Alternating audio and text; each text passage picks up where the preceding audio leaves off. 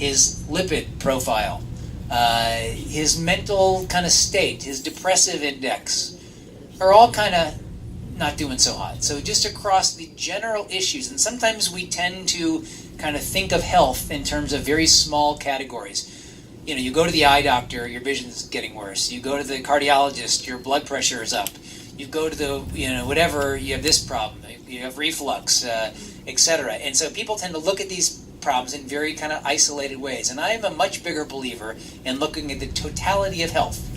And in general, this is a guy whose general parameters are kind of decreasing. He is increasingly unhealthy. And so the things that might affect him as he goes forward can include any number of different problems. But the general issue is this is somebody who's becoming increasingly unhealthy. So how do we start thinking about making this guy more healthy? What are some of the things we want to think about? And again, the reason I asked Jane the question I did about getting people to change their behaviors is because behaviors, I think, are developed as kids, they're reinforced as young adults, and by the time you're 60s and 70s, it's hard, but not impossible, but hard to completely change the way you behave.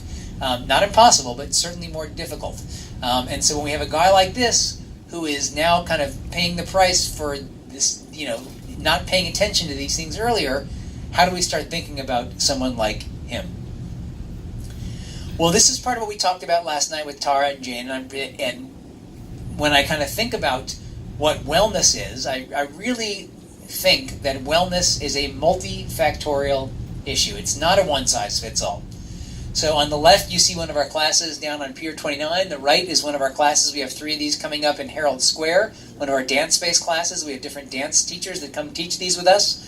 And the answer is wellness is something different for every single person. Wellness can be wellness of the body, wellness can be wellness of the mind, wellness certainly maybe wellness from nutrition, and I think the answer is that wellness is some combination of all these things. And the people who I think are the healthiest kind of pay some attention to each one of these things, but they don't pay only attention to one. I mean, they mind all of these, but they don't obsess over one. And I think Jane made that point, and I agree with her, that only mental wellness, absent physical wellness, doesn't work. Only physical wellness, absent mental wellness doesn't work. And people that only do nutrition and kind of dismiss the others don't work as well. So I think you need some combination of all of these, but your scoop of ice cream may be bigger in one of these categories versus the other, and that's fine. But I think as long as you're paying some attention to each of these things, I think that's certainly very helpful. Now, I also made the point, and I'll reinforce this, that a number of people, including this paper in 2002, have looked at the parameters of what makes people well, and basically, about 20% is the interface in the middle there with you and your physician or health practitioner. About 20% is comes from the genetics you are made with, and it's estimated that about 60% is related to lifestyle. These are rough parameters. Now, medicine increasingly is kind of operating in both the middle and the box on the left, the genetic box, which leaves at least half of what you can do, which is very much influenced by the decisions you make every day. And also, unfortunately, in today's health system, we give the box on the far right lip service and not much else. We don't do much to educate people about how to educate those types of things. So I think that's a real problem when we start thinking about what it means to be well, because we talk about it, but as I mentioned last night, it's very difficult to find places where you can actually learn about it and make it part of your life, and if you didn't grow up doing it, it can be challenging.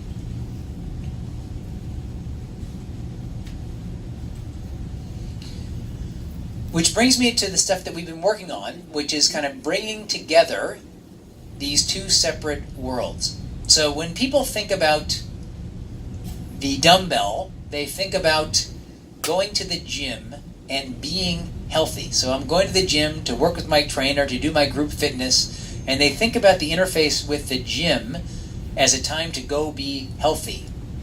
They generally think about their interface with the medical system when something's broken or it doesn't work anymore. They rarely think about health, even though it's called health care, when they're thinking about being well and prevention. They think much more about that in the exercise realm, and I think that's a real shame.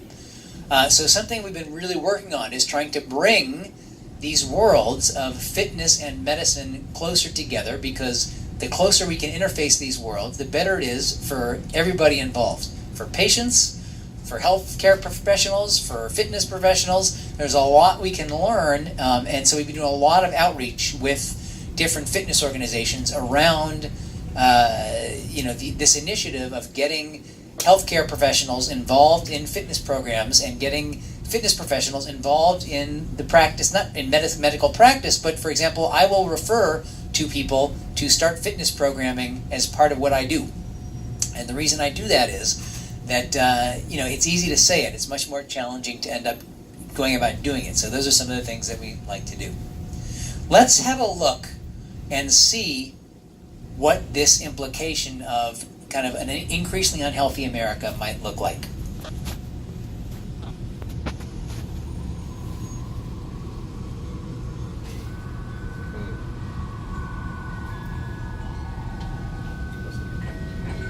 I probably would make a time machine. I would make medicine for the sick. I'd probably invent something new. 我会赢到5个总冠军戒指。 If I could have an extra 5 years to live. You said 5, right? 5 years. It's a long time. I would try to fix everything I did bad. I would bring my uncle back because I miss him very much. I would get more hamsters. I would probably want to go looking for dark matter. I think I'd go looking for aliens. If I could live an extra 5 years. I was thinking about making like a helicopter, like a wooden helicopter. But I don't have any wood. I don't want to go check out the moon sometime. I'd probably teach my sister not to hate tuna. I would try and invent a machine that lets you run at light speed. If I had 5 more extra years to live, I would be the boss of all the chipmunks. eu cantaria na frente de 1 milhão de pessoas. I don't really know. I think I'd do anything. Why are you asking me that?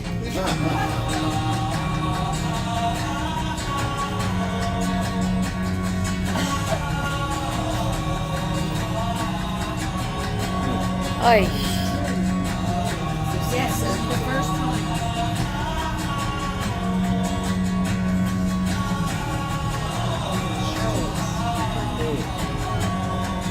Jordan, if I may interrupt you for a second, this is absolutely right on the nail on the head, because this young generation is going to be the first generation that does not live as long as their parents. All right, that's right. So this issue of kind of what this populace looks like, what this message is about, and what we're focusing on, I think is important.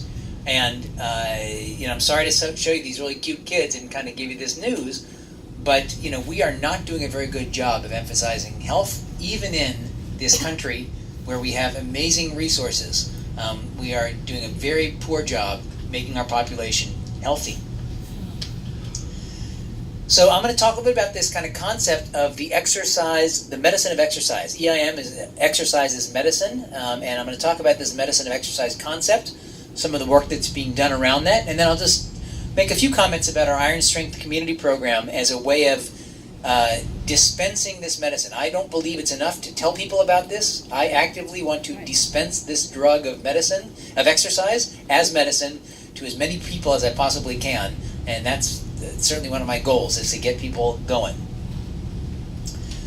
Now, case point 1, unless you've been living under a rock, you know exercise is good for you. So I am not telling you it's impossible to live in this society and know that it's something you should be doing. So the question is, I really see this as kind of 3 buckets. The people who are kind of drunk the Kool-Aid, they swim in the Kool-Aid, and pretty much every single day they will take that Kool-Aid, and those people are terrific. We do see some people that do too much in that group, but in general they're doing great and they're active. Group number 2 we'll call the intermittent exercisers, the intermittent Kool-Aid drinkers, and those folks around New Year's time get all excited. By about March they've fallen off the wagon. As Gigi can tell you, fitness clubs are full in January and the first half of February, by March 1st, they're kind of back to their membership. People pay year-long memberships, and the fitness industry actually banks on the fact that people get year-long memberships and only use them for the first month and a half. So thinking about getting people who are the intermittent exercisers more active is the second group. And then the most difficult group are the people who don't do much at all, and how do we think about getting them going? And each group has different needs. And in thinking about this and kind of presenting it and writing about it, I really believe there are kind of three different constituencies, and they have very different needs. So someone like Jane, who wants to swim every day and be active, I want to keep encouraging her to do that, but there are certainly some things that can happen if she is, biking. And how do we keep her biking? How do we keep her on her bike? How do we keep some of the injuries? I saw someone this morning who had a wrist problem from doing too much and couldn't do activity. So how do we think about those kind of people?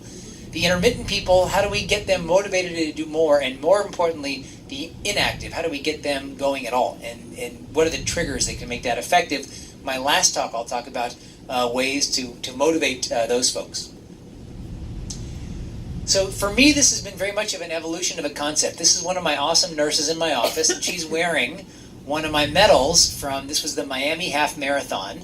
And every time you do a marathon or a half marathon or a triathlon, they give you, at the end of the race, a medal, but you feel like, I just want to get that damn medal. You get that medal, you wear it for about an hour, and then you never wear it again. And so I had this huge box of these medals from all over these races. They're doing nothing but just taking up space. And so then I thought, you know what? I'm going to come to work every time after I do one of these events, and I'm going to give one of my nurses a medal. And I'm going to see if that changes people's behavior. I was curious. And so I started bringing my medals in, and every time I did an event, and I would put my medal around someone's neck and say, this is your medal, and let's see. And lo and behold, this is one of my great nurses, Stacy, Stacy Ann lives in the Bronx. She has a kid who's in high school. She's a single mom, and she never was tremendously active. And I brought her my medal, and then I brought her another medal, and she started walking, and she ended up jogging the New York Marathon about 2 years after me harassing her. I'm a tough person to be around that stuff, but it was very much of an individual thing. So I was, when I first started getting people to think about exercise, I talked last night about putting exercise into my medical practice, and it was very much of a one-on-one. Either I saw you as my patient, and I, fixed your knee, and then I talked about exercise, or I saw people in my life and I talked about it, but it was very much of a one-on-one discussion. I didn't have a vehicle to do it en masse. And then as kind of this concept of these Iron Strength community workouts grew, I went from kind of this very individualized relationships to kind of this, which we'll see on the right is what it looks like now.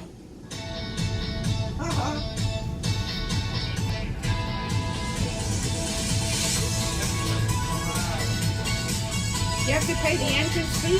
Free. Yeah, I'll tell you about that. Yeah. I get a grant.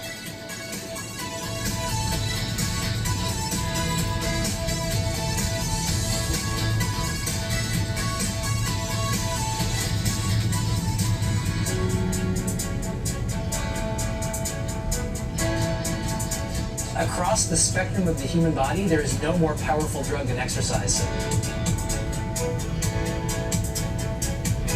The amount of energy and life on top of the deck was incredible between the DJ and the natural energy of the crowd. But doing it in a mass group like this, everybody at every level is really encouraged to find their next level, to push themselves, and it's just so remarkable. You guys said this morning. I want doctors around the world to think about using exercise as something they don't just talk about, but actually teach to their patients.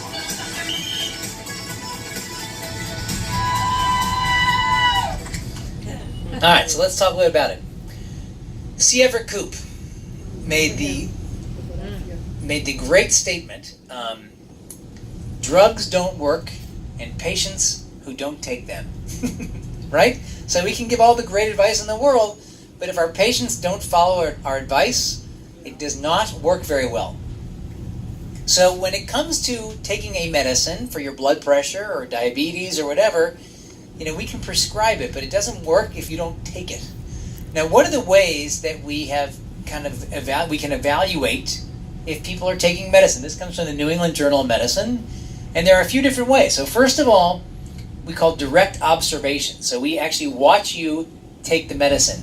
This morning, we did direct observation exercise, right? I watched you guys take your medicine this morning. I took it with you. We can measure metabolic breakdown products. Easy with drugs, more difficult with exercise. We can give you questionnaires. How much are you doing exercise? How much are you sleeping? How much are you moving? But basically, the patients always lie on these questionnaires, so they're not very reliable. We can look at your clinical response, but when it comes to exercise, there are so many different factors that affect health. It's very difficult to just pinpoint one thing. So it's been very difficult to think about this. In today's day and age with fitness tracking, going forward, there's been a big push towards making a fifth vital sign. Height, weight, blood, this would be an interesting column. Height, weight, blood pressure, pulse, and the fifth vital sign being steps. And I think we're heading in that direction, which will be a very interesting phenomenon as we go forward. The digitalization of activity, or digitization of activity is an interesting concept as it kind of interfaces with the health arena. Now we know that for acute medical problems, you're much more likely to take the medicine. So if you have an acute sinus infection and you get 10 days of an antibiotic, you're likely to take that medication. But if you have a prescription lasting longer than 6 months, so chronic disease, the taking rate, the implementation rate of taking those medications drops off significantly. 50% of medications for chronic diseases are not taken beyond 6 months. So people don't do a very good job. So when I want them to exercise for the rest of their life, that's a tough sell for many people. So how do we get people consistent with that? Furthermore, in medical systems, we don't do a very good job at all training people how to talk about this stuff. There's very poor medical curricula on this interface of exercise and exercise prescription. And this is in the face of a population which has become increasingly sedentary. Here's some interesting information on that. If you were alive during the Paleolithic Stone Age, you took about 24,000 steps a day.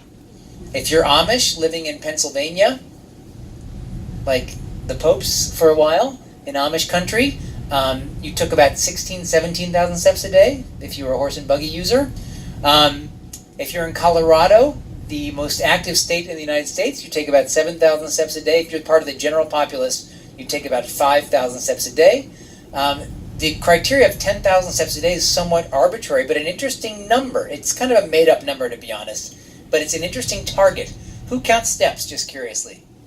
Trackers? How long? Anybody recently adapted tracking? Who's? It's on my phone. Your phone. So you. And does that change your behavior in terms of tracking steps, just curiously? Anybody? Yes, definitely. How so? When did you start and what's the... Probably about 3 years ago. Mm-hmm. It had a Fitbit, and I just pay attention. My job is very sedentary, it's behind a desk, and so I have an alarm that goes off every hour, and I make sure I get up. So I'm not just sitting there. Gotcha. So it definitely has changed. So you're more cognizant of it, and you're more... Is there a number you shoot? Do you shoot for 10,000 a day, or that's... 10,000 a day. Who else? Yeah. 10 to 12, usually. In Florence, we got 17,000 one day. In Florence, Italy, you were walking around 17,000. And when did you start using a fitness tracker? It's been 4 or 5 years, I guess. And has it changed your behavior at all? Well, let me just back up a little bit. Sure. I used to be very heavy, and I had bariatric surgery, lost 100 pounds. Changed my exercise behavior, and I walk about 3 or 4 miles every day, go to the gym 2 or 3 times a week. If I don't do that, I just don't feel right. That's great to hear. Is there anything you... That's so the comment was made for those who couldn't hear as well, that he had bariatric surgery, lost 100 pounds, and now has really changed his health habits significantly, more active, and doesn't feel good if he doesn't do it. What's your name, by the way? Phil Powell. Phil? Phil. Okay, Phil. So the question is, if your today's self could talk to yourself earlier, what would you say? Well, I'd say what I've told some other people, that I wish I'd done that 20, 30 years ago. Yeah. Gotcha. All right, that's good. Any other Fitbit fitness tracking folks? All right, so let's continue on. So these is kind of looking at some of the step counts. And what's the implication of this? I made the comment last night that obesity is, I think, a reflection of a number of different factors. The discussion about food tonight will be interesting. Inactivity. And mild to moderate obesity is not a health risk, but significant obesity is a health risk. Phil, so thanks for kind of bringing up your story, because I think it's very illustrative of some of the trends we've been seeing. So these are maps put out by the CDC, and I'll kind of talk you through these. On the top, we have the years 1994, 2000, and 2010. States reporting 14 to 17% obesity are in that kind of ugly yellow color. On the far left, you see 22 to 25. There were no states in 1994 reporting greater than 20% obesity. As we went to 2000, you can see Texas, Louisiana, Mississippi, Alabama, Missouri, Arkansas, and some states trying to shift in that direction. By the time we get to that 2010, we have a significant number of the states with red part of this map already filled in. So when you start to see this progression of the changing demographic of what it looks like to be an American, that's important. But I want to drop down to the slide to the below. And the below slides, the same years, are, and the CDC put this out a couple years ago, looking at diabetes, type 2 diabetes, and the progression of diabetes in those same years. And you can see the lag effect of the changing body habitus of the United States and the progression of disease in the United States. And when we look at what the financial implications of this are, it's very significant, thinking about not only health but also costs. The money we spend on health care, which is a complete misnomer because it's not health care. It's sick care, right? We're taking care of these medical problems that are largely preventable by having people think, Phil, to your point exactly, talking to themselves before they end up, down on the other side of that discussion. So it's a very interesting series of pictures here, in my opinion.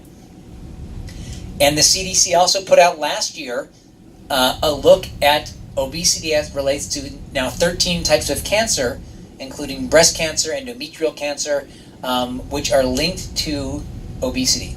And so cancer rates are changing in that same demographic, and that same, looking at the parallel maps that will probably come out at some point in the future of the progression of body change and the progression of cancer risk. Again, this is just a multifactorial disease process. And it not only is health, but it's also money. This was published by JAMA in 2016, looking between the years 1996 and 2013 at the $30 trillion in the United States spent on 155 diseases. In 2013, as a one-year window in that, we spent $101 billion on the most expensive disease, which is diabetes. And we spent cardiovascular disease, which is not fully, but largely preventable, $88 billion. So almost $200 billion a year on diseases which are largely preventable by thinking about preventive health.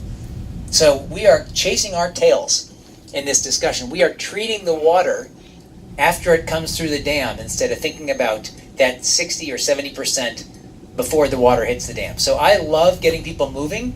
I love it because it feels great, but beyond the fact that it feels great, it's damn good for you. All right? So when we start thinking about it, it becomes very, very important.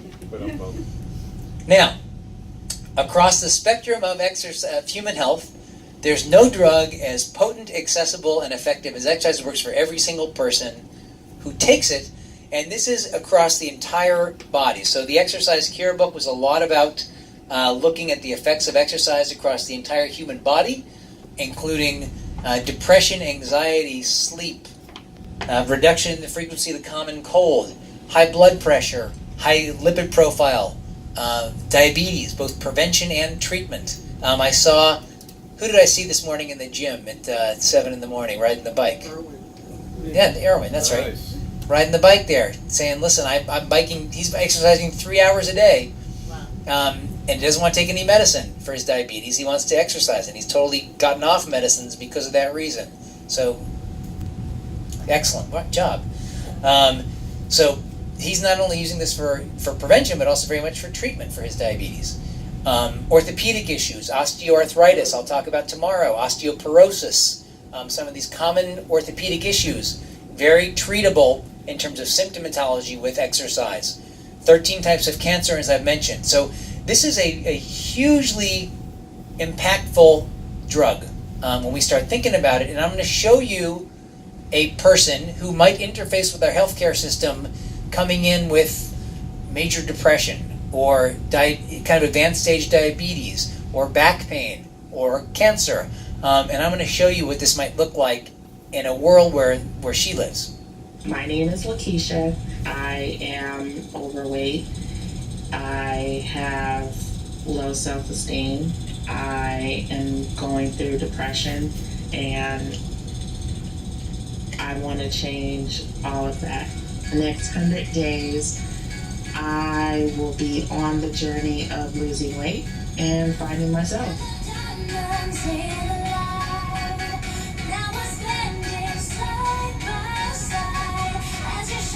I always just thought of myself as someone who was unattractive and was not fit to be married or have kids. I have a lot of other friends that are, moving in life and doing really great things, and I'm happy for them, but I still feel that I'm kind of stuck.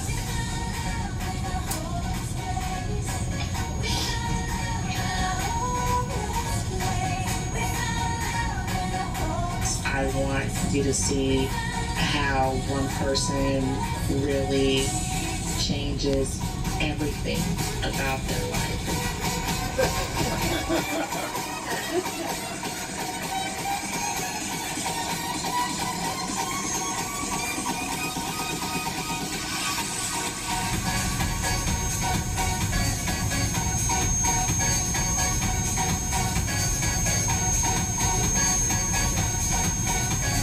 It is pouring cats and dogs, and I fixed some beetles outside.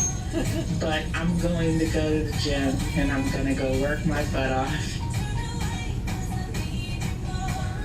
I am 2 pounds away from being out of the 300 club, and I am so excited. And today I am going to go and weigh myself.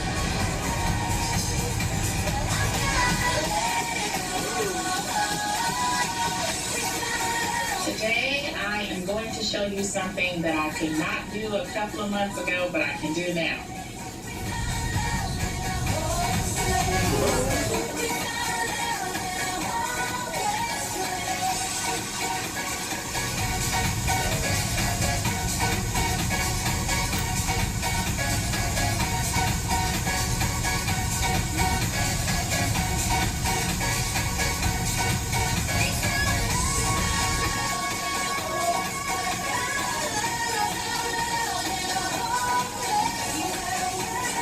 A lot of things, and there's still more to go, and I'm super excited to do it, and I hope you join me along the way. Great. It's a great So that's certainly what it can look like. So why does this drug work so well? And the answer is some stuff we know, some stuff we have no idea about. So certainly for generalized mobility, for musculoskeletal strength, bone strength, ligament strength, tendon strength, cartilage elasticity and strength. So your body is, as Jane said, designed to move. Your body is, we've evolved somewhat, but, our technology has evolved way faster than the human body has evolved. So your body is designed to move every day, and you need to make sure that's part of what you do. And we'll talk in the last day about how to make sure that happens. And that's through the things I'll talk about the last day, including, formal exercise, but also through its increasing your NEAT profile. So NEAT is a great acronym to think about. Non-exercise active thermogenesis, or just being active throughout the day. Taking the stairs, getting a dog, getting somebody to walk with you. Thinking about increasing your NEAT profile. The sitting is the new smoking concept is all about NEAT, and increasing that NEAT profile is something we think about a lot. But there's some interesting work being done on something called interleukin-6. IL-6 is a cytokine. It directs cellular activity. And to follow up on the discussion of inflammation, chronic disease seems to be hugely affected by an inflammatory response. So every heart disease, asthma, diabetes, cancer risk seems to be affected, the brain, by a chronic inflammatory state. If you use your muscles 3 to 4 times a week for more than a half hour with some force, you make interleukin-6, which seems to be anti-inflammatory in nature. So IL-6 is made in two places. It's made in muscle and it's made in fat. And if you're using your muscles with some regularity, you are producing the anti-inflammatory variant of IL-6, which seems to reduce circulating levels of inflammation. If you are inactive, sedentary, not doing anything, active, IL-6 has the exact opposite effect. It's made in fat cells and it is profoundly pro-inflammatory. So there have been several studies looking at the body's inflammatory response by some of the different markers we use to screen for inflammation.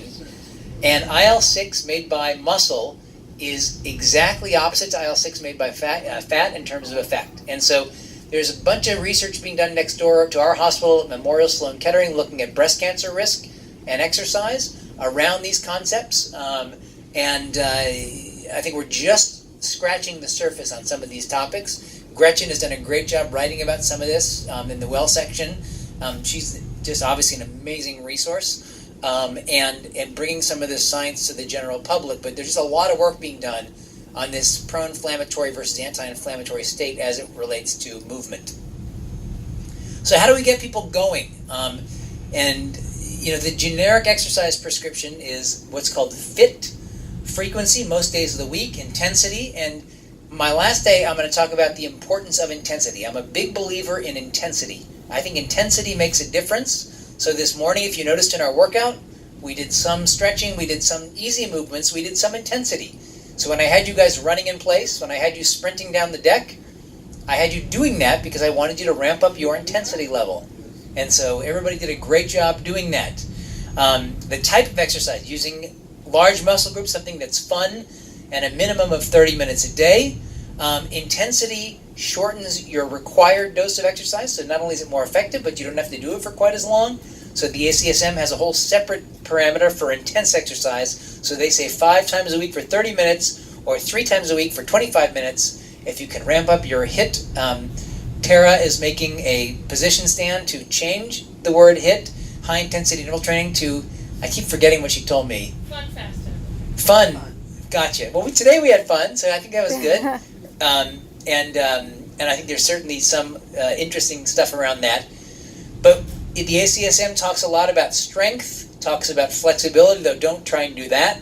But we spent some time stretching this morning.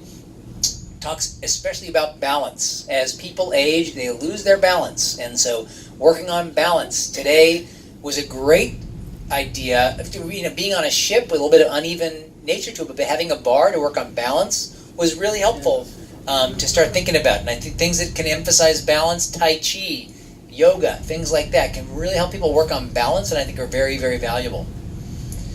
And then finally, I just want to spend a couple minutes just talking about our program. And the idea was not to talk about it, but actually to start people doing it, which was something that didn't really exist. And honestly, there was not much of a model for it, and I had no credibility. As I had plenty of credibility as a doctor, I had no credibility in the fitness world, and I had no reason why people would come. So the idea of starting a fitness community didn't exist, and a lot of my colleagues that like to stand on the sidelines of football games and basketball games and take care of multi-million-dollar athletes. Well, yeah, that looks great, but you're actually just standing there not doing anything, and you're helping a very small number of people, play great football, which is terrific, but I think it doesn't do much for general health and population. So I thought, listen, I'm going to take this platform and I'm going to think about a much more broadened thing, and I love what they're doing, and they bring great notoriety and excellent care to the athletes of the Knicks and whatever else. But to me, I think much more about societal kind of effects of getting people going, and I think that platform is something that didn't really exist. So there were a lot of challenges that I'm happy to talk offline later about, starting a fitness community, but the end result is it's been really gratifying, and we have different kind of mentees around the country starting to do the same kind of things, which has been really fun to see. So we called it Iron Strength because it sounded cool, and ended up trademarking the name, and we're in the process of kind of starting these kind of physician-led fitness communities, and the idea is to bring together these worlds of fitness and medicine together. So always looking for awesome people like Gigi, who clearly love getting people going also, and partnering up and saying, listen, let's do this together to try and really get it going and moving. Sign me up. Ah, good. Absolutely. She's ready. Absolutely. She's got her cabo hat. So the idea of fitness, led fitness classes, kind of why would we do it? Where do we do it? When do we do it? How do we do it? Who comes? All things that we've kind of developed over time. And happy to answer some questions about that during the Q&A. But it's just kind of grown. At the beginning, it was people like me that like to do triathlons and marathons. What it's turned into is a whole community of all ages, all sizes, all fitness levels, all kind of moving together. So it's been really gratifying to kind of watch that whole thing grow. And part of the motivation we see about these things is a diversity of programming. This is one of our early morning classes. We do one morning a month. We meet at 6:25 in Central Park, and we have a class from 6:30 to 7:30. We just did one, actually, I did a class before work Wednesday morning, saw patients in the office, and then took the plane here. So we do it once a month, and it's a lot of fun getting people out. And in this class, we had a company that makes swimsuits for triathletes called Tier, donated some swimsuits and free sunglasses. So we get different companies that want to peddle their stuff, and we have them donate stuff that we give away to everybody to get people love free stuff. They just do. And so even if it's something like plastic sunglasses, they get all excited about it, and it really helps getting people there. We try and find awesome venues. This is last year. We did an evening, so we try in our Intrepid classes, do a combination of a half hour of strength training and a half hour of something else. So last year we did a class of a half hour of strength and a half hour of yoga. That class is coming out again, by the way, on July 23rd. And we're talking to a cellist about playing the cello during the yoga part. I think it'd be really cool.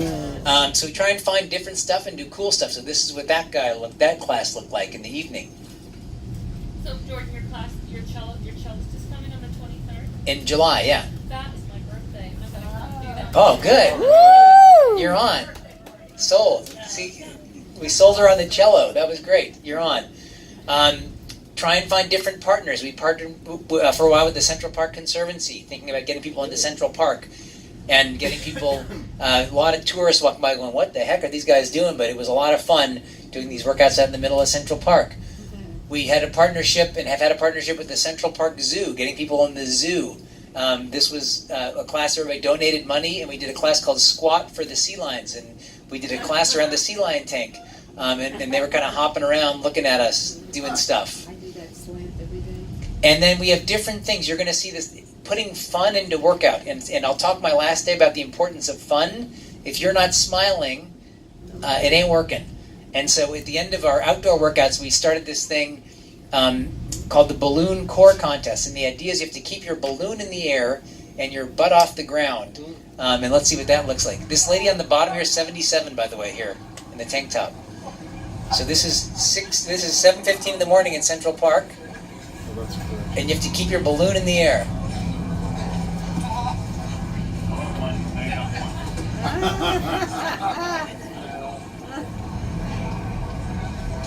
That's hysterical.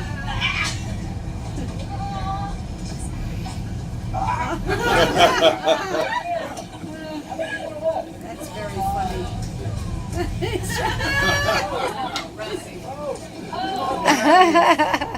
He didn't have enough balloons as a kid, that's one.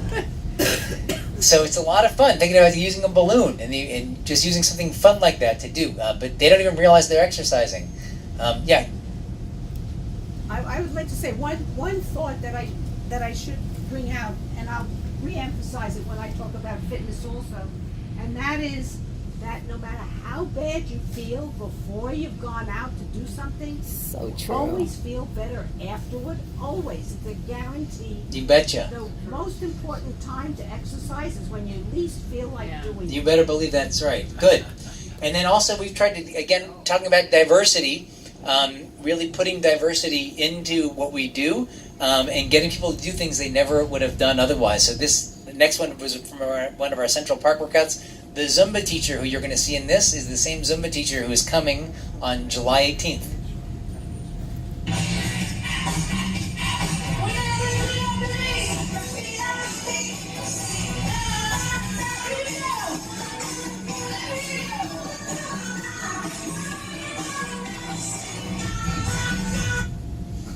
So these are not expert Zumba dancers.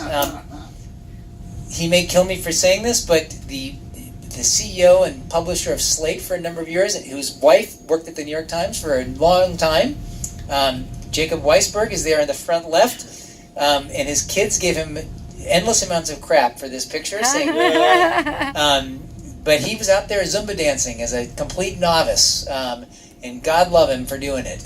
That's Deborah Needleman's husband, and the idea being that just getting out there and doing it is what makes it so much fun. So conclusion, the medicine of exercise is so scientifically validated, sound, important, that my hope is that we really grow to take this seriously. I do variations of this lecture around the country, around the world, to medical groups, to lay groups, around the concept of really trying to close this gap, because I see so much benefit to this. But I'm tired of people talking about it. I want people to start doing it, and that's I kind of think where we are in this discussion. Thinking about getting people to take this medicine, and thinking about getting people excited about both prescribing and encouraging it, I think are very important. I'm going to leave you with a really great video on the importance of fun.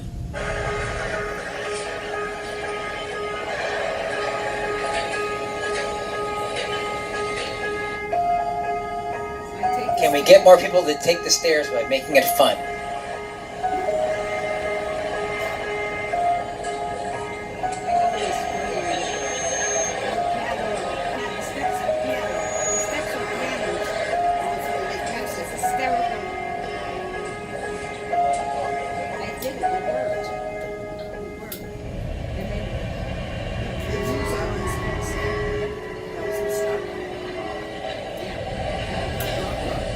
See this? It's a piano.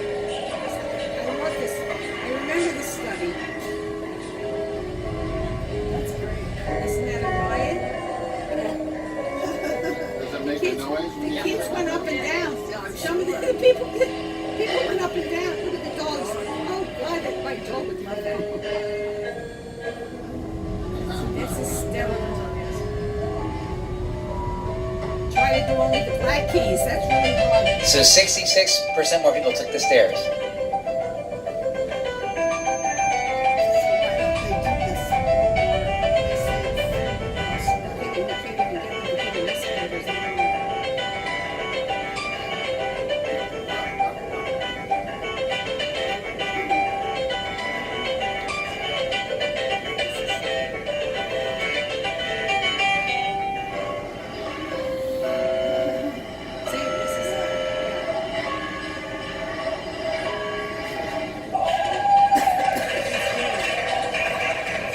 So with that, I want to say that I want you to think about some of those concepts, and we'll follow up tomorrow with a talk on how to fix your aches and pains, and I'm happy to answer a few questions before we finish.